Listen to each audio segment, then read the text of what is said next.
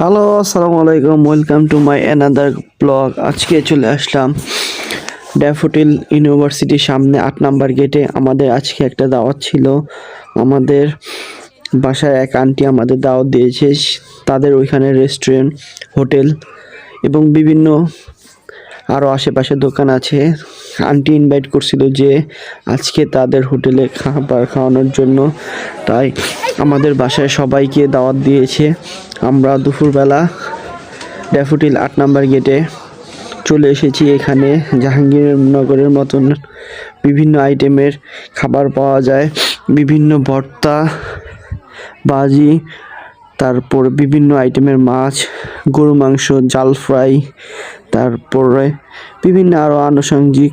এই যে বরখা পরা দেখছেন, উনি এই আন্টি যে আমাদের দাওয়াত দিয়েছে। আমরা সবাই চলে এসেছি এবং সবাইকে খাবার দাবার দিতেছে। বেগুন ভাজাটা অসাধারণ ছিল